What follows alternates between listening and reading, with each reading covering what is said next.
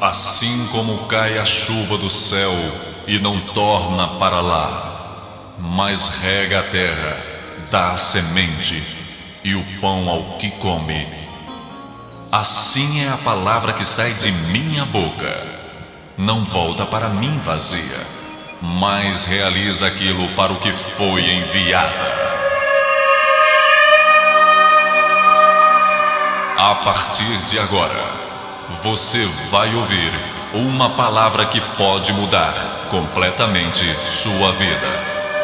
O vazio, a solidão, a angústia, a falta de paz. Tudo de ruim que sucede em sua vida nesta mensagem, Deus irá mudar e trazer até você paz, alegria, saúde e salvação eterna em Cristo Jesus.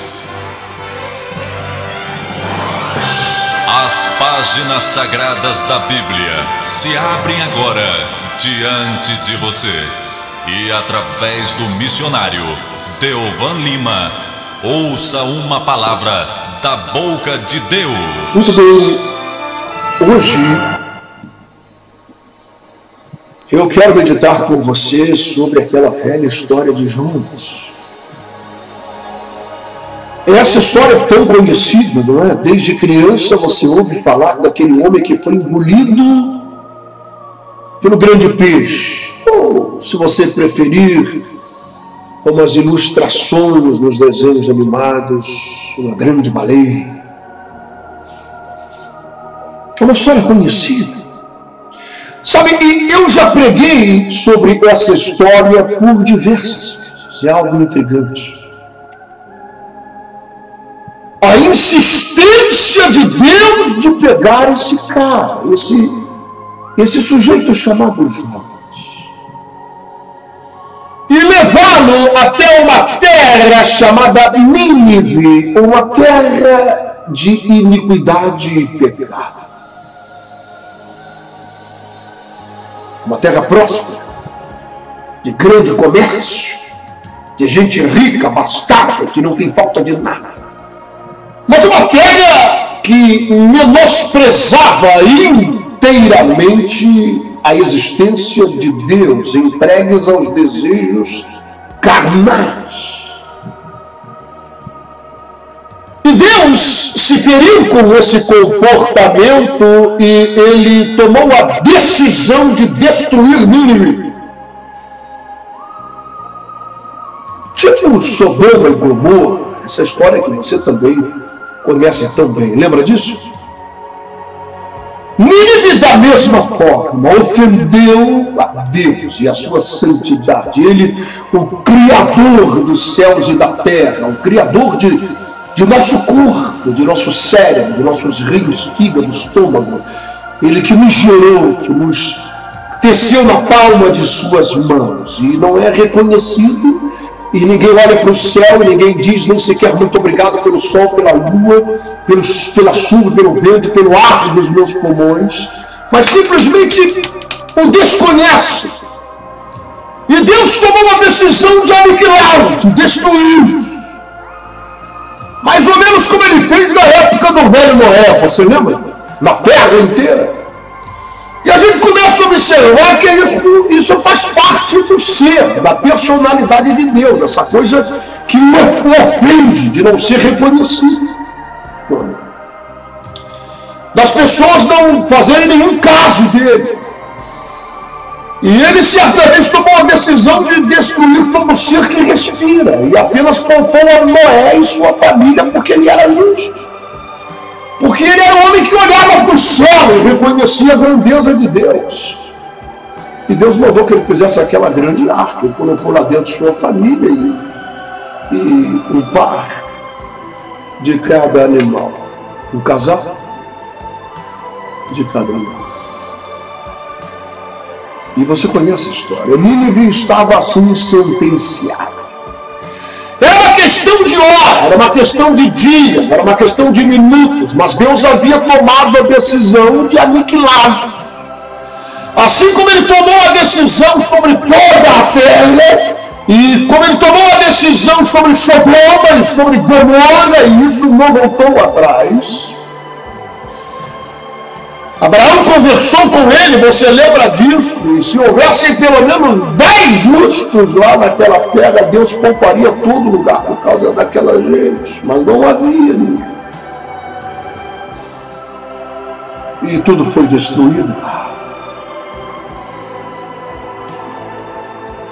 Tamanho a gravidade desta sentença e desse juízo de Deus, que a mulher de Ló, ao caminhar livrada juntamente com seu esposo e suas filhas, ao olhar para trás e contemplar essa destruição, também ela foi destruída e tornou-se uma estátua de sal.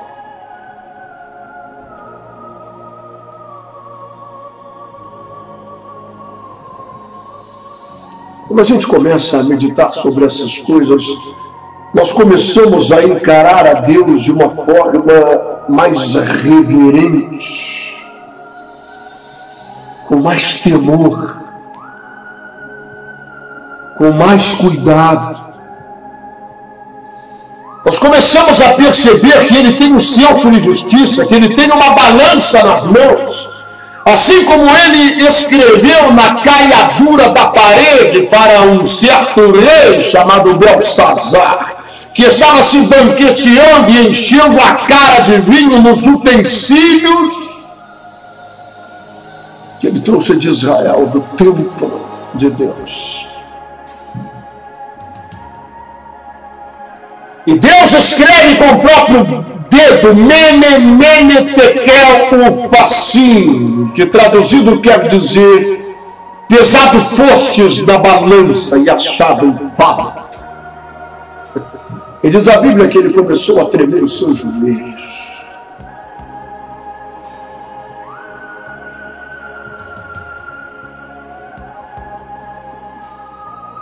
Deus é aquele que faz viver e que mata.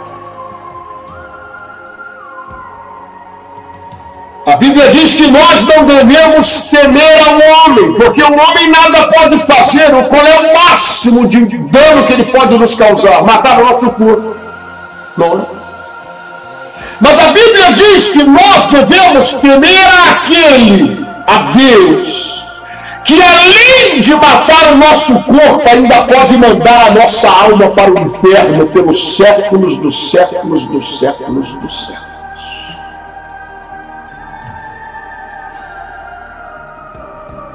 O temor de Deus é o princípio de toda a sabedoria.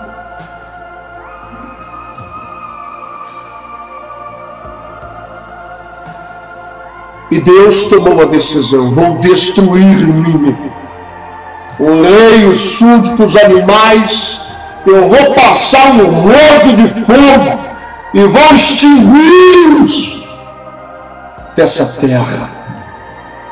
E darei essa terra a um outro povo, e vou consumi-los da minha vida. Mas é interessante, eu já preguei sobre vários aspectos desse episódio, principalmente abordando o caráter, a personalidade, o chamado de um homem chamado Jonas.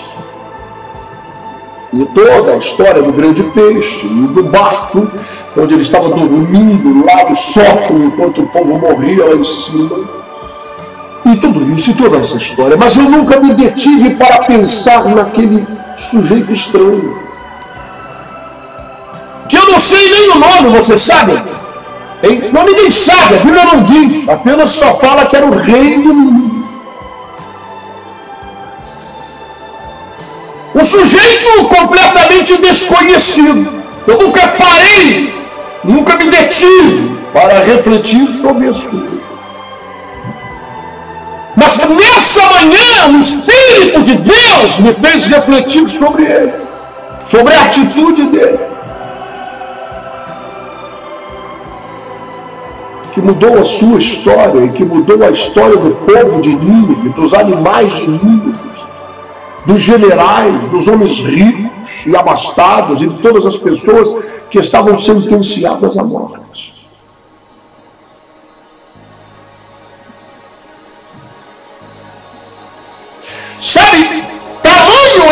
desejo de Deus de subverter, consumir e destruir aquela terra, que ele fez questão de chamar Jonas. Tinha que ser Jonas.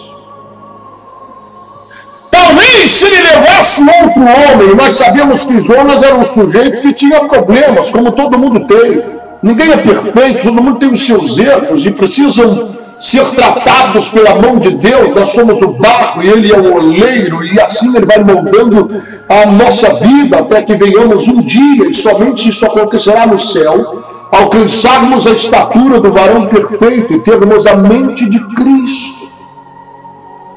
Jonas era um sujeito que tinha os seus problemas, ele não queria ir. Ele simplesmente não quis. Quando Deus disse: Jonas, vem cá, você vai pregar naquela terra e você vai dizer que eu tomei uma decisão e que eu vou consumi-los da minha ira, eu vou destruir aquela terra e todos os seus habitantes. Eu quero que você vá pregar. E ele fugiu. Ele foi para Tarso, ele comprou uma passagem no navio para sumir de lá. Sabe, depois a gente descobre que a razão dele ter fugido, ou tentado fugir de Deus, para que ele não fosse lá pregar, para que Deus mandasse outro em seu lugar. Você sabe qual era a razão? É porque ele conhecia Deus e sabia que Deus era cheio de misericórdia. Na verdade, Jonas queria ver aquela gente morrer. Ele não tinha um pingo de compaixão e de misericórdia. Ele tinha reações no seu coração para ter rancor e ódio daquela gente de Nínive. E ele sabia que Deus ia matar de verdade, que ele mandasse outro.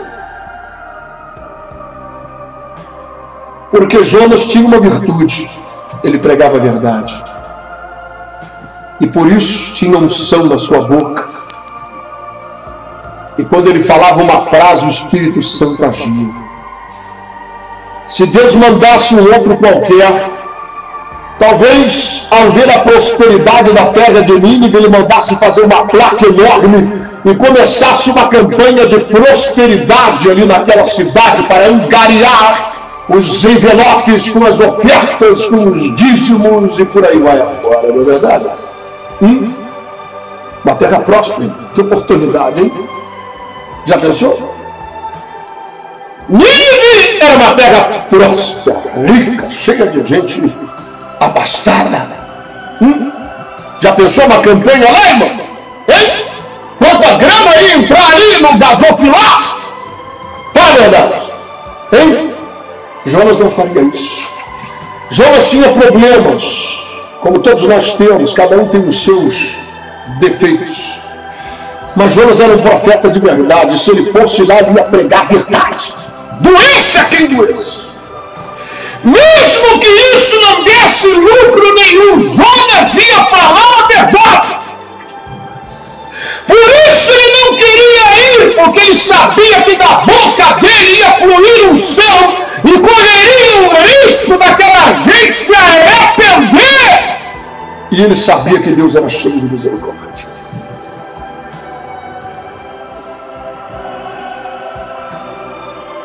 Sabe, depois de uma luta travada, uma confusão enorme que você conhece melhor do que eu, finalmente Jonas é vomitado na areia da praia de Nínive.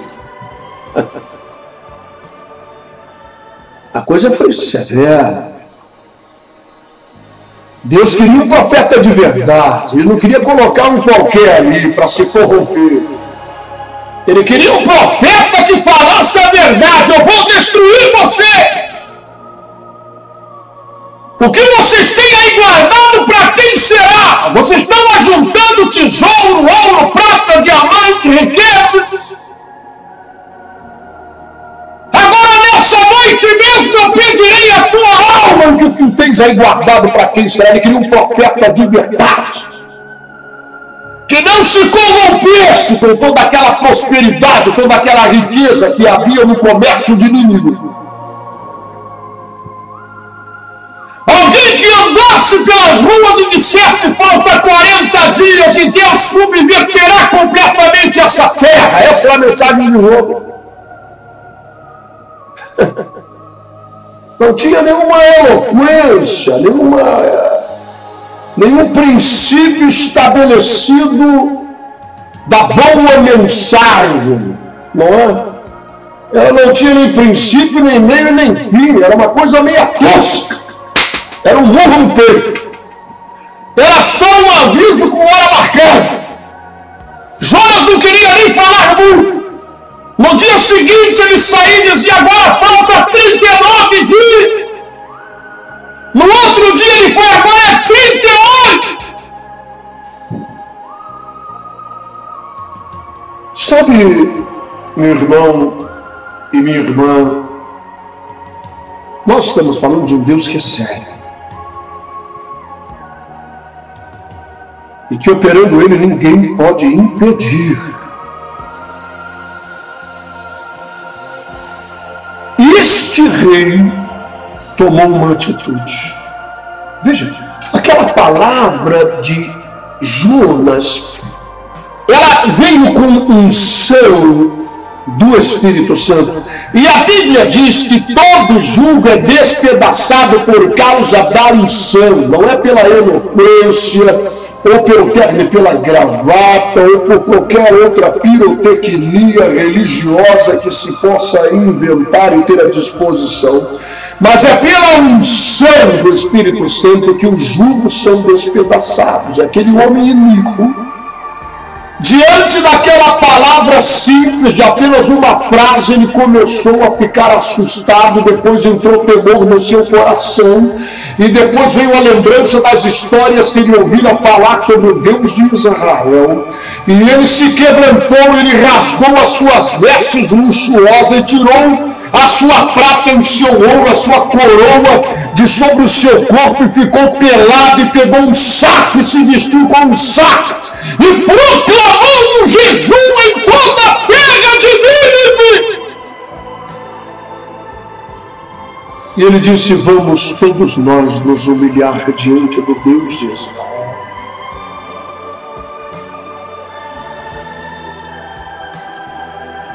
Oh, meu irmão, que maravilha, minha irmã, ouça isso. Isso é maravilhoso.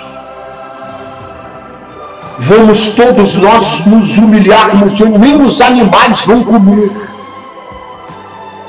Tirem o alimento dos porcos, das galinhas, dos cavalos, dos cachorros. Ninguém vai comer nada.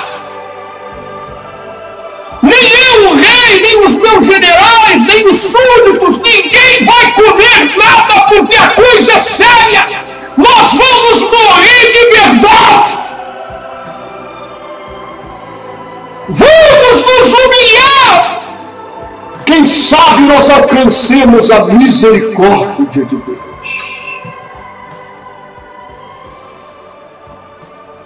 Sabe, eu penso que talvez esse rei tenha tentado uma audiência com Jonas. Claro que sim. Claro. Ele deve ter mandado algum ministro de Estado chama esse sujeito aqui, meu irmão, traga esse profeta, porque eu estou assustado com essa mensagem. Essa coisa está batendo no meu coração, está me fazendo tremer. Eu estou achando que isso é sério de verdade. Eu sinto no meu coração. Sabe por que Deus não tem prazer na morte do ímpio? Se eu e você não conseguimos entender a gravidade do que significa ser lançado em um lugar chamado Lago de Fogo e Enxofre, em um lugar preparado para Lúcifer e os anjos caídos, em um lugar descrito por Jesus como sendo um lugar onde o bicho não morre, o fogo não apaga,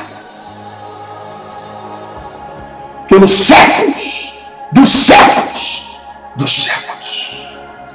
Não, Deus não tem prazer na morte do ímpio. Ele não tem.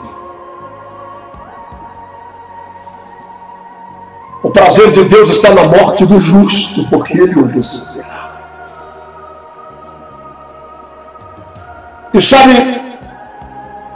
Sem dúvida, aquele rei tentou chamar Jonas para uma audiência, para conversar, para que Jonas orasse por ele, porque eles não conheciam bem a palavra desse Deus estranho. Eles tinham apenas algumas notícias dos feitos desse Deus, desde o momento em que ele destruiu a terra inteira afogada no dilúvio, e a questão de Sodoma e Gomorra, e toda essa coisa, e essas notícias de Faraó, e o povo que saiu de lá, e tudo isso.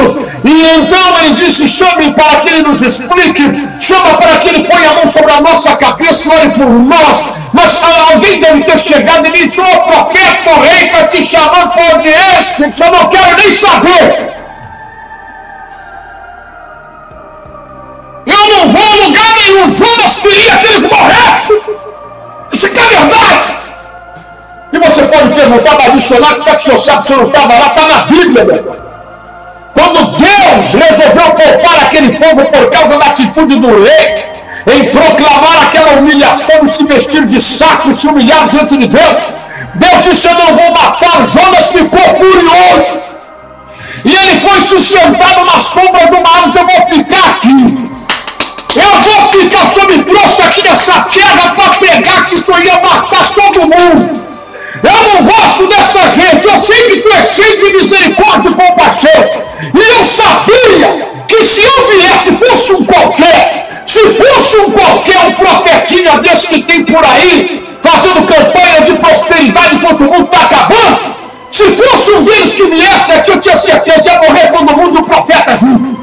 Mas o Senhor me mandou e eu prego a verdade. Eu sabia que ia correr o risco dessa gente se converter e clamar por misericórdia, porque a palavra que tu coloca na minha boca tem unção, e a unção do teu Espírito quebra o jugo. Agora está aí. Aí está aí, jejuou, se arrependeu, se humilhou, só quer poupar essa gente. Eu vou ficar aqui sentado até ver o fogo cair. Eu quero ver o fogo cair para consumir. Jonas não queria. Não, ele não queria. Ele tinha problemas.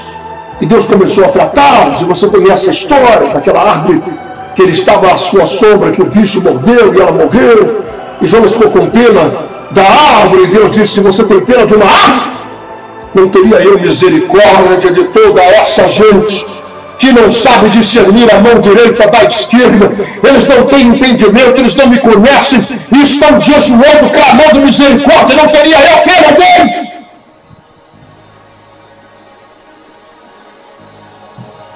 Sabe, eu vou lhe dizer uma coisa. Jonas não queria saber. Mas o rei tomou uma atitude por instinto. Jonas não foi lá para ele abrir a Bíblia Sagrada e pôr a mão sobre a cabeça dele, fazer um apelo para que ele aceitasse a Jesus. Não, não foi. Mas ele foi movido pelo instinto de sobrevivência. Sabe, até os animais irracionais, eles têm instinto de sobrevivência. Eles começam a pressentir nos ares, quando o céu começa a se enegrecer, as nuvens a formar, os relâmpagos estourar, eles começam a correr, porque eles sabem que o bicho vai pegar. Ou seja, vai vir uma tempestade enorme, eles precisam se abrigar. Há um instinto de sobrevivência. Eles sentem o cheiro dos predadores no ar e correm. O rei sentiu o cheiro da morte no ar. Pelo instinto de sobrevivência, ele toma uma decisão de se humilhar diante do Criador dos céus e da terra. Sem intermediadores. Sabe, às vezes você fica procurando intermediadores entre você e Deus, para que você receba uma bênção. Não, eu não sou contra que você peça oração. Eu preciso de oração. Eu peço oração a irmãos e irmãs que eu sei que são de Deus, são pessoas de Deus. A intercessão, orar uns pelos outros, é bíblico. Mas o que eu estou me referindo é que tem pessoas que simplesmente elas próprias não tomam uma atitude diante de Deus. E você precisa disso. Você lembra? E Deus está me dizendo aqui, e tudo vai mudar. Se você fizer isso, tudo vai mudar. Olha a palavra de Deus para você. Você se lembra do rei Ezequias? Lembra dele? Aquele cara, sentenciado à morte. O profeta Isaías, ele entrou no palácio do rei com uma mensagem. E todos foram saindo da frente. Profeta. E ele foi entrando no palácio, as portas foram se abrindo, lá estava o rei, adoentado, acamado, ardendo em febre, cheio de remédio em volta. Ele já tinha pedido oração, pedido que trouxesse o profeta para interceder em seu favor, e ele entrou e disse: rei! Ele disse: sim, estou aqui, eis-me aqui. Preciso de uma cura, de um milagre, eu não quero morrer. Põe ordem para cá. Porque assim diz o Senhor, Deus dos Hebreus, tu morrerás dessa doença e não viverás. Virou as costas e foi embora. Veja, ele não teve uma compaixão sequer, uma misericórdia. Você está entendendo isso? Sabe, ele chegou lá e entregou aquele recado de Deus: você vai morrer, vai preparar a sepultura, eu não quero nem saber, não quero nem choro e nem vela. Tá morto. Eu só vou voltar para ver o sepultamento. Essa é a palavra de Deus para a tua vida, e não adianta chorar. Sabe, aquele rei, ele não caiu da cama, não pulou da cama para correr até aos pés do profeta e clamar misericórdia ao profeta, e clamar que o profeta colocasse a mão sobre a cabeça dele, de alguma forma intercedesse a Deus. Mas ele virou o rosto para a parede e se humilhou diante de Deus. Ele já tinha uma sentença de morte, ele se humilhou diante de Deus e disse: ó Deus, lembra que eu tenho andado em teus caminhos. Deixa-me viver.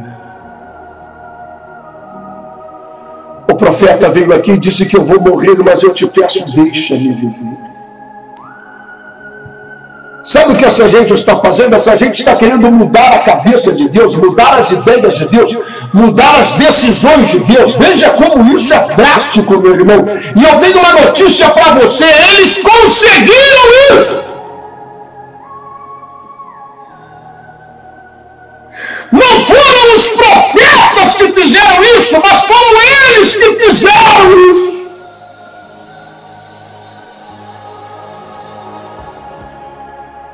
Quando o profeta já estava lá no pátio da casa de Ezequias, do palácio de Ezequias, veio a voz de Deus e disse: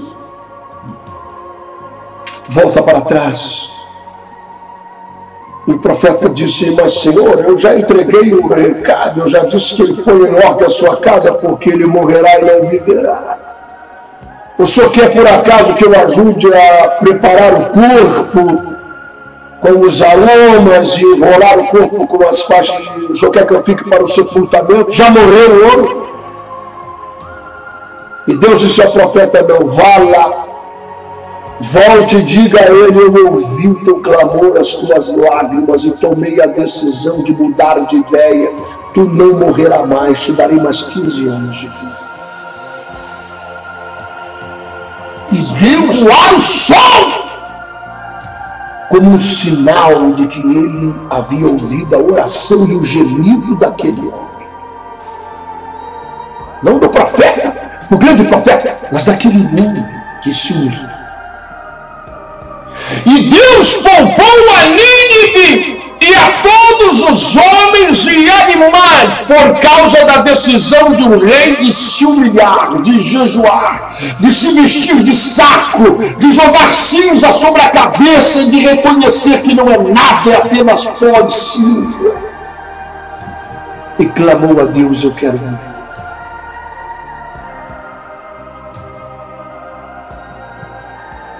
Sabe, eu vou lhe contar uma coisa. Houve um homem chamado Davi. E esse homem, ele recebeu da parte de Deus uma referência extraordinária. Deus disse ao profeta Samuel: este homem é um homem segundo o meu coração.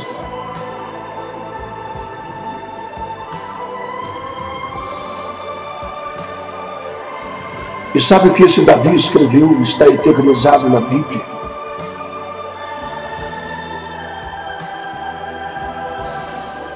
Senhor, eu poderia te oferecer muitos animais como sacrifício, mas eu sei que esse não é o sacrifício que te agrada, de verdade. Eu sei, eu sinto isso. Mas o sacrifício que te agrada é um coração contrito e quebrantado. A este tipo de sacrifício tu não resistirás.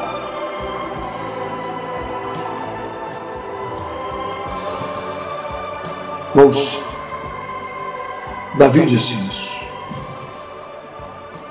Davi foi capaz de desvendar mistérios do coração e dos sentimentos de Deus. Porque ele foi um adorador e Deus habita no meio do louvor, portanto ele estava constantemente na presença de Deus. E ele disse: a um coração contrito e quebrantado, Deus não consegue resistir.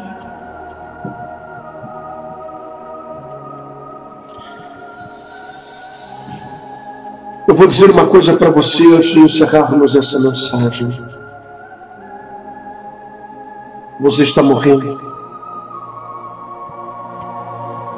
Talvez você tenha um tumor no cérebro, um câncer no seu corpo, uma leucemia, ou talvez você esteja no estágio terminal da AIDS.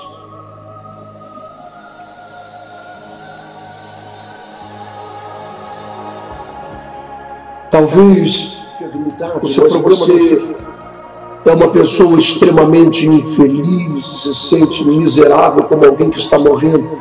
Porque existem pessoas que colocam fim na própria vida, pulam de um prédio, se jogam debaixo de um caminhão, ou tomam veneno de rato. Elas se matam, não porque estavam doentes, mas porque viviam situações da vida delas que eram um verdadeiro inferno. E elas começam a achar que a morte é melhor do que viver aquilo. Dívidas, vergonha, infelicidade na vida conjugal, pessoas que vivem um inferno em chamas dentro de casa, a ponto de chegarem à conclusão de que a morte é melhor do que viver aqui. E isso é uma coisa gravíssima.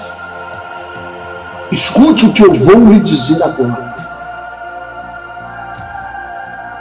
Se humilhe diante de Deus, porque Ele pode e Ele vai mudar a tua sorte. Proclame um santo jejum de humilhação diante dele, como fez aquele rei. Ele ia morrer, a terra dele ia morrer, o dinheiro dele não ia servir para nada, ele ia morrer.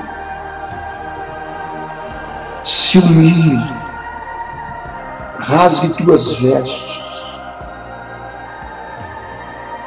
rasgue tua soberba, rasgue tua vaidade, rasgue tudo isso, vista-se de saco e lance cinza sobre sua cabeça. Significa humilhação. Humilhai-vos debaixo da potente mão de Deus, porque a seu tempo Ele vos exaltará. Deus vai curar você. Deus vai te livrar de toda maldição, de toda praga, de toda moléstia, de toda infelicidade, de toda miséria. Certa vez um homem leproso se prostrou diante de Jesus: se tu quiseres, tu muda a minha história. Se tu quiseres, tu podes me purificar. E Jesus disse: eu quero. Seja limpo agora. E mudou a história daquele homem. Faça o mesmo. E você vai ver, a tua história vai mudar.